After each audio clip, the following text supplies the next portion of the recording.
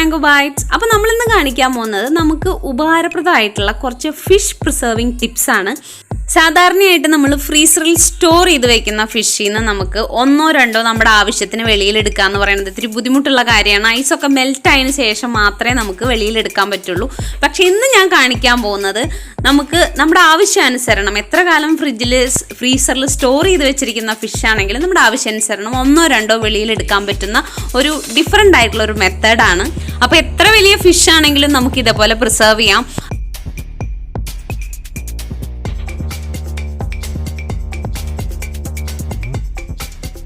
നോർമലായിട്ട് നമ്മൾ ഫ്രീസറിലൊക്കെ സ്റ്റോർ ചെയ്യാൻ വെക്കുന്ന ഫിഷ് നന്നായി ക്ലീൻ ചെയ്തതിന് ശേഷം വെക്കുന്നതായിരിക്കും നല്ലത്. ഏത് ടൈപ്പ് ഫിഷ് ആണെങ്കിലും, ചെതമ്പലുള്ള ഫിഷ് ആണെങ്കിലും ഇല്ലാത്ത ഫിഷ് ആണെങ്കിലും നന്നായി ക്ലീൻ ചെയ്യാനുള്ള ഈസി ആയിട്ടുള്ള ഒരു ടിപ്പ് ഞാൻ ഒരു വീഡിയോ ആയിട്ട് സെപ്പറേറ്റ് ആയിട്ട് ഇട്ടിട്ടുണ്ട്. അപ്പോൾ ആ വീഡിയോ കാണാത്തവരുണ്ടെങ്കിൽ ഈ വീഡിയോയുടെ ഡിസ്ക്രിപ്ഷൻ ബോക്സിൽ ഞാൻ അതിൻ്റെ ലിങ്ക് കൊടുക്കാം കേട്ടോ. അപ്പോൾ ഒന്ന് കണ്ടു നോക്കണേ. അപ്പോൾ ഇതുപോലെ നന്നായി ക്ലീൻ ചെയ്ത ഫിഷ് നമ്മൾ കട്ട് ചെയ്തതിന് ശേഷം ഫ്രീസറിൽ സ്റ്റോർ ചെയ്ത് വെക്കുകയാണെങ്കിൽ നമ്മൾ പിന്നീട് അത് യൂസ് ചെയ്യുമ്പോൾ നമുക്ക് എളുപ്പം ഉപയോഗിക്കാൻ പറ്റുന്നതാണ്. അപ്പോൾ ഞാനിവിടെ ഫിഷൊക്കെ നന്നായി ക്ലീൻ ചെയ്ത് കട്ട് ചെയ്തെടുത്തിട്ടുണ്ട്. ഇനി നമുക്ക് ഞാൻ പറഞ്ഞ രീതിയിൽ, അതായത് സെപ്പറേറ്റ് ആയിട്ട് ഫിഷ് എങ്ങനെ നമുക്ക് ഫ്രീസ് ചെയ്തെടുക്കാമെന്ന് നോക്കാം. അപ്പോൾ ഫസ്റ്റ് സ്റ്റെപ്പ് എന്ന് പറയുന്നത് ഒരു പരന്ന പ്ലേറ്റിൽ നന്നായി ക്ലീൻ ചെയ്ത ഫിഷ് വെച്ച് കൊടുത്തുകൊണ്ട് തുറന്ന് വെച്ചുകൊണ്ട് തന്നെ നമുക്ക് ഫ്രീസറിലേക്ക് 1-2 മണിക്കൂർ ഫ്രീസ് ചെയ്യാൻ വെക്കണം. ഇനി നമുക്ക് ഇത് 2 hours മാക്സിമം ആയിട്ടുണ്ട്. നമുക്ക് അത് വെളിയിലെടുക്കാം.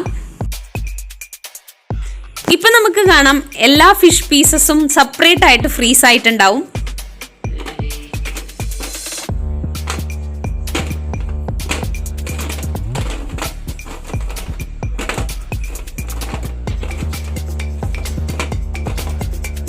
ഇനി നമുക്ക് ഈ എല്ലാ ഫിഷ് പീസസും നമ്മൾ സ്റ്റോർ ചെയ്യാൻ പോകുന്ന പാത്രത്തിലേക്ക് ഇട്ട് വെക്കാം.